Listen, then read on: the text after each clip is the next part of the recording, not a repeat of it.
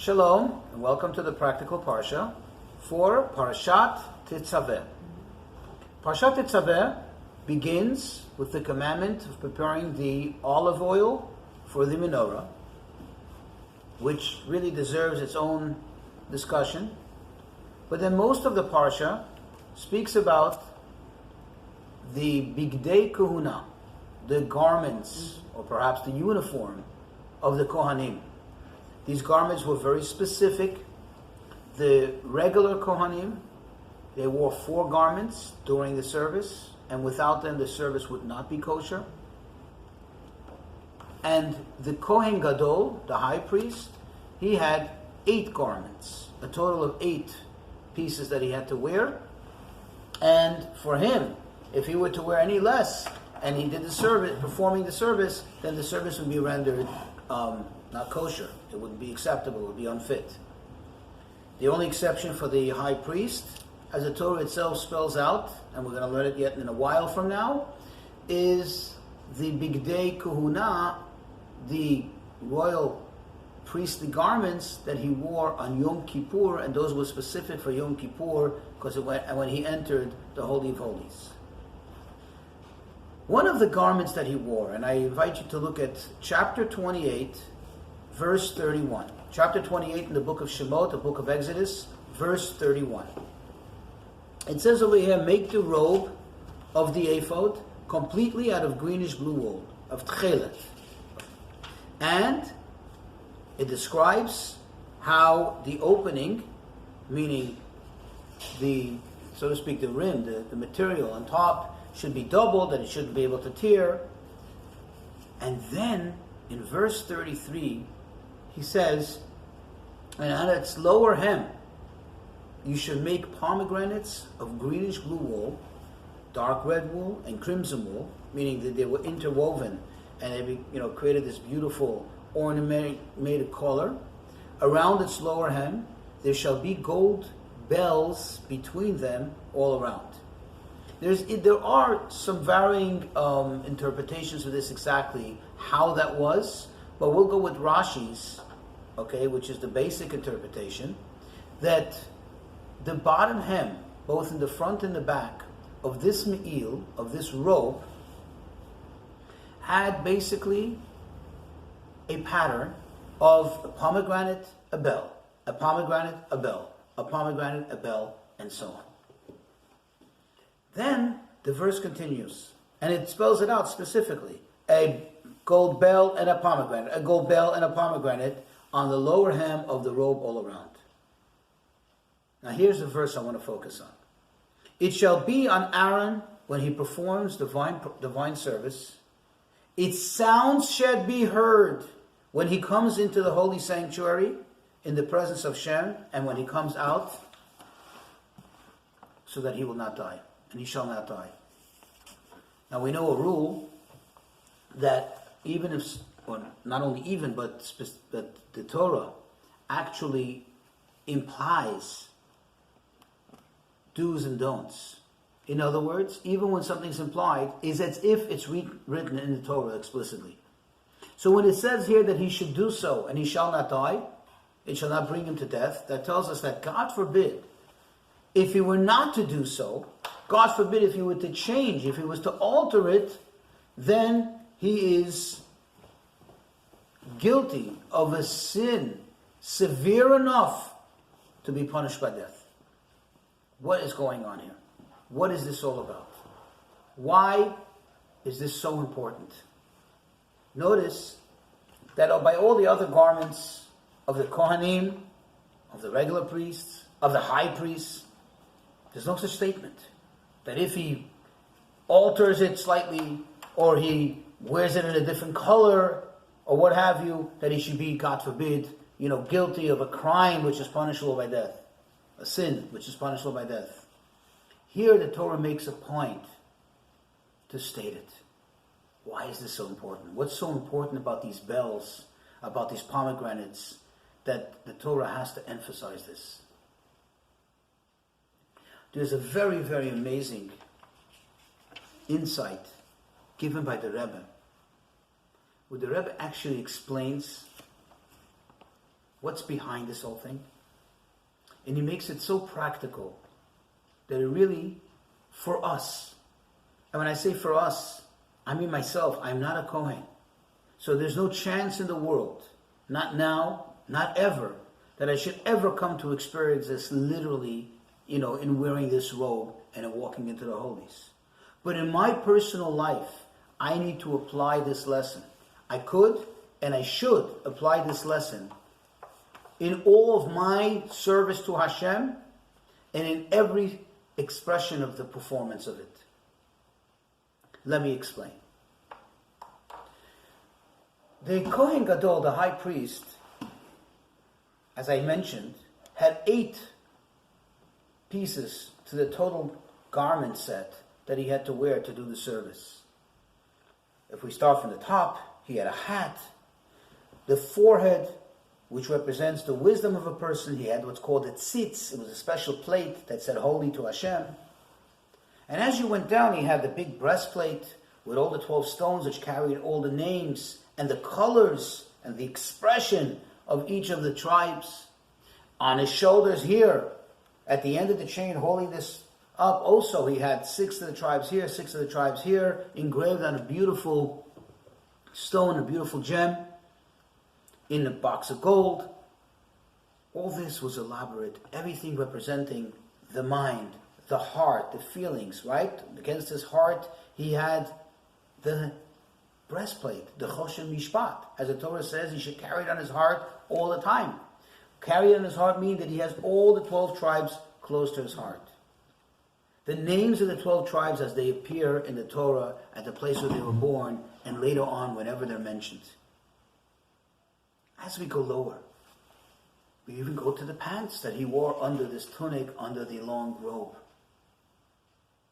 By the way, the priests did not wear any shoes. Their bare skin, their feet, had to come in direct contact with the floor of the temple or the tabernacle. And for that matter, I also should mention that the garments, wearing the garments was a mitzvah, and therefore they had to wear it directly on their skin. They had to come direct contact with the skin. There was to be nothing in between their skin and the garments. In fact, for that matter, it's important to note that the Kohanim, while they did the service, they didn't wear the tefillin on their hand, because they couldn't. This thing has a long sleeve, and if you put your tefillin on, even though the tefillin is an object of holiness, that would actually be considered a chatzitza, something that interrupts the contact between the garment and the skin. On the head, it was possible for them to wear tefillin. And incidentally, those 2 things, the mitzvah of tefillin of the hand and the mitzvah of tefillin of the head, are 2 separate mitzvot. They come together when one has the opportunity to put both on, which is the case typically for everyone. And then you put first on the hand and then the head. But in a case where the person is doing the actual service in the Beit HaMikdash, they would have to remove the one from the hand. But I'm just trying to show to what extent these garments played a role, and they had to be so exact and so accurate. So when we say it was on his heart, it was literally, you're supposed to carry it in his heart. As we went down, we come to the feet, direct contact with the ground. They became part of the Beit HaMikdash. Now, let's examine these pomegranates and the bells. The noise. His sound had to be heard. You can imagine the sound that it made. As he walked, just by moving his feet, just by walking, he would kick against the front hem of the robe, and then later the back hem, and back and forth. And this would be repeated all day while he was walking in to do the service.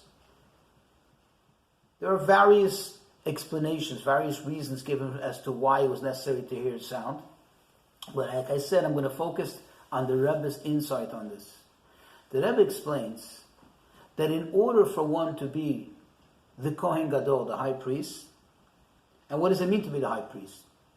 To represent all of the Bnei Yisrael, the entire Jewish people, on the highest level before Hashem. And a good example for that would be on Yom Kippur. There's nothing greater than that. There's no day greater than that. There's no place entered greater than that. There's no service higher than that. He had to represent every single Jew.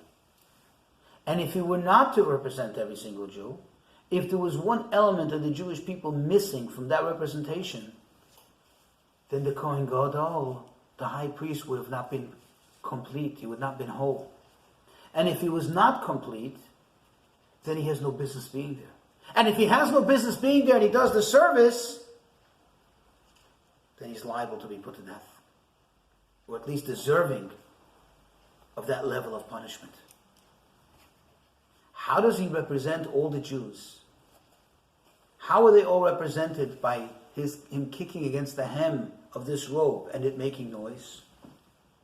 So the Rebbe explains that we have, in Judaism, we have many mitzvot. And we have the mitzvah of studying Torah.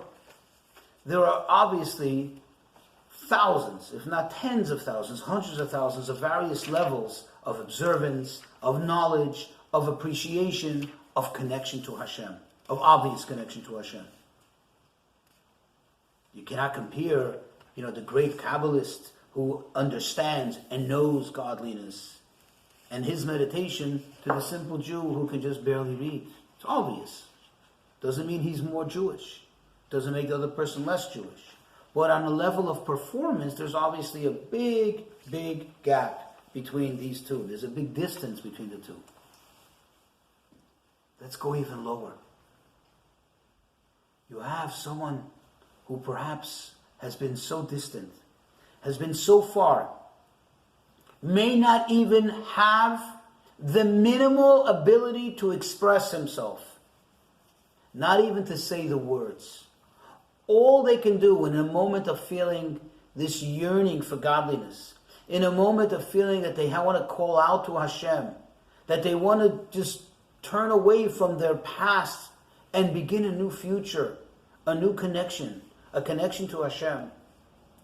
They cannot express it any more than a baby can express what it wants. All they can do is cry out, make a noise. They don't even have the words of the prayers. They don't even have the basic words of Torah. They don't even have the ability maybe even to open a prayer book and read the words without understanding what the words mean. So even pointing to them in a book would not be effective or useful for anything, because they don't have that. But they do have the inner yearning. Even if they don't have the obvious yearning to Hashem, even if they're not actively crying out, that could very well be because their soul is just so concealed in layers and layers and layers and layers of schmutz and distance from Hashem. But that's not who the real person is. The real person inside is crying out. The real person inside is screaming even louder than what one can possibly hear, that one can possibly communicate. That, says Hashem, even that Jew must be represented by the Kohen Gadol. And if the Kohen Gadol does not represent that Jew, and is only going to represent the Jews that are up here, that are up here, that are on the shoulders, the tribes as they appear on the breastplate, right over his heart, the one that's represented in the robe itself. No, he is not a full-fledged Kohen Gadol. There is something missing. There is an inadequacy, and if there's an inadequacy, then he's not a full-fledged Kohen Gadol, and then he unfortunately does not have the right, he doesn't have the ability, he doesn't have the privilege to be doing that service that a Kohen Gadol should do. And therefore, if he is doing it, God forbid, he is committing a terrible sin. This is a lesson for all of us. Every one of us is, in a certain sense, a Kohen Gadol, a high priest. Perhaps there is a higher priest than us. But when we do the best that we can, in our temple, in our surroundings, we become that high priest. There are times we can get carried away, especially when we feel accomplished, especially when we have achieved another height. We've made another goal. You feel good. God forbid, there can be that foreign thought that can pass through our mind, and even worse, settle in our mind, that, I'm better than someone else. I don't even have a connection to that person anymore because I'm so much better than them. That Jew is inadequate. I am an inadequate Jew. Or in this matter, I am like the high priest. I have no connection to that lowly person.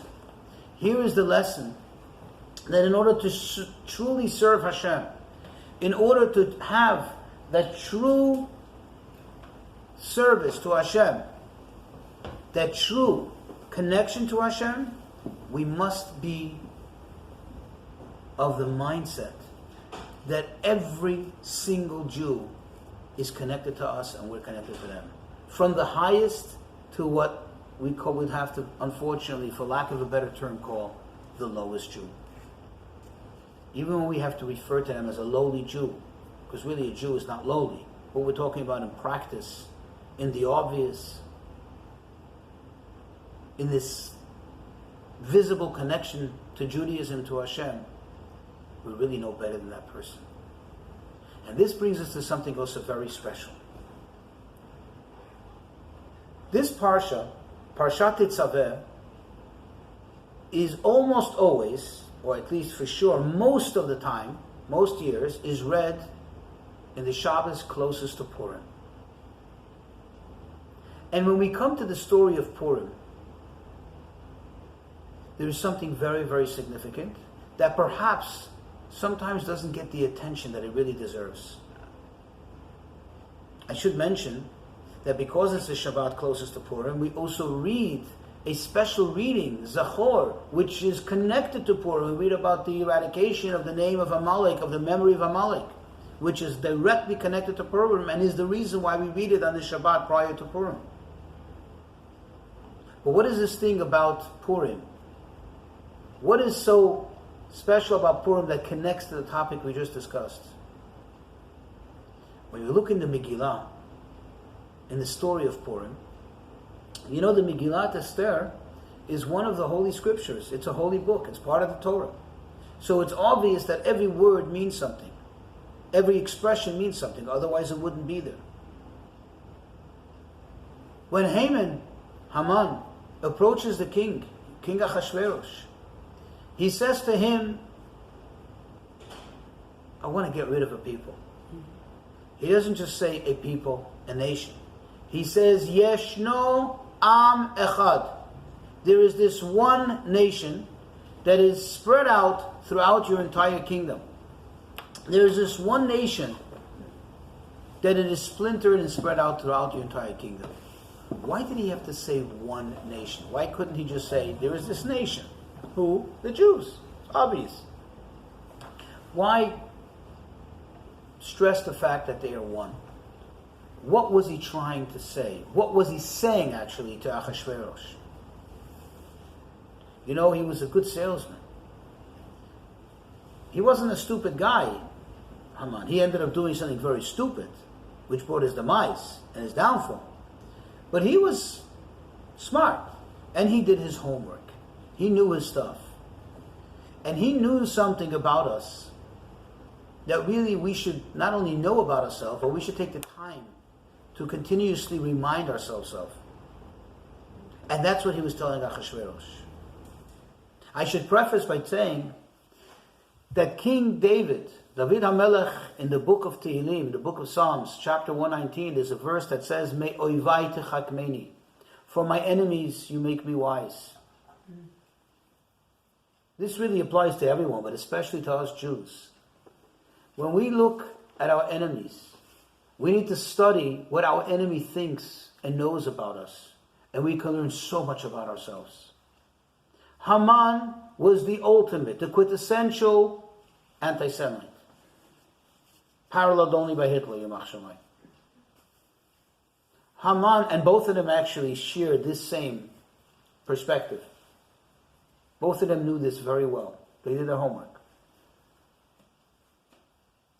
Haman says to Ahasuerus, I'm going to answer the questions you have not even yet asked.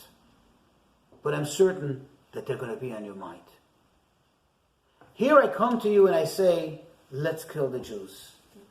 I'm sure you're thinking, okay, you mean those Jews like, that the people living on the periphery, the people who are not like us, the Jews with the long beards, they wear the prayer shawls, they have, weird customs, they live separate from our society. Oh, I have no problem with that. But do you also mean, you certainly don't mean, the Jews who are, assimilated into normal society. Those Jews who look more like us, maybe they wear a little kippah, or even if you mean that, but you certainly don't mean the ones who already long ago abandoned their Jewish, practices and abandoned the Jewish way, and they stopped speaking like Jews, they stopped behaving like Jews, they stopped sounding like Jews. Those you certainly don't mean. And Haman says, no. Let me tell you, let me make it very clear. Yeshno am echad. There is this one nation. They are all one. Do not be fooled by the fact that maybe somehow look like they have already left this nation and they try to be like their neighbors.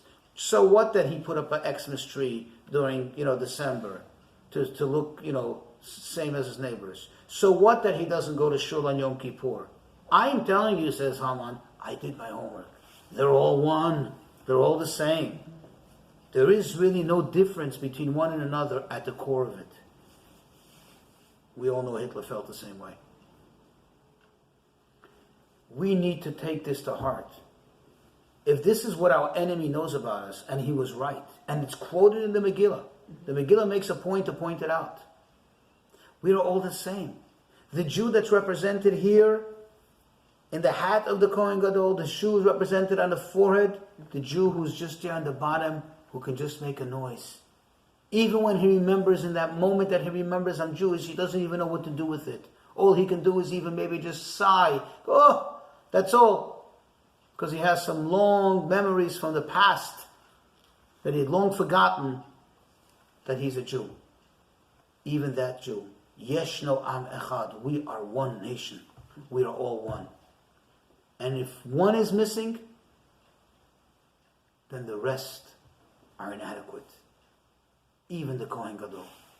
And this is a very, very important lesson for all of us, especially when it comes to Purim. And this also can help explain why Purim is such a magnificent and the most significant festival on the Jewish calendar. In fact, the Talmud states that when Mashiach comes, all the festivals will be batel. Batel means like void. All the festivals will be voided except for Hanukkah and Purim. Furthermore, we know that on Yom Kippur, which is by all accounts considered the holiest day of the year, the Kabbalah tells us, the Zohar states, that Yom Kippurim could also be read as Yom Kippurim. Kir being a prefix which is like Purim. That Yom Kippurim is only a day like Purim, meaning that Purim is greater than it.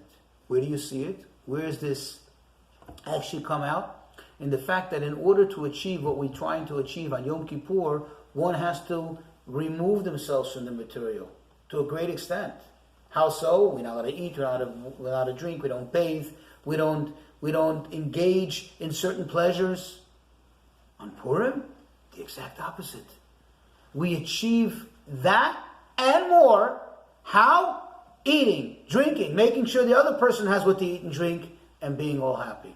Perhaps I would suggest that this may be one of the many reasons why on Purim there is a mitzvah to get intoxicated. What does that mean? To lose our focus. And actually it doesn't seem to make sense. If you think about it, every mitzvah in the Torah has to be done with a mindfulness. In fact, there is much discussion when it comes to mitzvot, if one did it without having the proper kavanah, or without realizing what they're doing. Perhaps the only other mitzvah that you did, even without intention, and it's still counted as a merit, is if it says in the Talmud, for example, if somebody lost money and a poor person found it and was able to sustain himself with it, you get the credit as if you gave tzedakah. But it's still not the same as doing the mitzvah, as giving tzedakah, because we know there are levels in giving tzedakah, right? If you give it with your whole heart, you give it with a smile, you give it in a way the person doesn't know who's receiving it from, and so on and so forth. But certainly most other mitzvot, you have to have kavanah. You have to know what you're doing. You have to at least think, basically, what it is that you're doing right now. So what kind of mitzvah is this? To lose our focus, to lose our ability to have kavanah, to the extent that it says a person is obligated to get intoxicated to the point that you become distorted, that you don't know the difference between blessed is Mordechai and cursed is Haman. I mean, that's very far from having kavanah. It's a great distance. Perhaps I would suggest is that when we are in a normal state, especially when we're having kavanah, we're doing mitzvah with full intention, what happens? It becomes very clear and obvious, the distinction between one and another. Because the fact is, I feel good about the fact that I just had that much kavanah. And maybe the person near me only had this much kavanah. And the person on the right of me had that much kavanah. I mean, who knows, right? In other words, you can't compare. If you look at a room and everybody's praying, it's very clear and obvious, even without reading anyone's mind, that perhaps the rabbi or the spiritual leader is praying with, deep kavanah versus the person standing in the back who could just barely read. But when you take a little l'chaim, all those differences melt away. Everybody can sit around the table. That edge has been taken off. Now, even the simpleton can speak directly to the rabbi. The rabbi can speak to him. All gloves are off. Right? The rich man, the poor man, everybody's sitting around. Everybody feels just as happy. Perhaps that's one of the intentions of this mitzvah on Purim, that we should feel that sense of unity. Not just have it in theory, but feel it together. And this is a special connection between Purim and this week's Parsha. Shalom.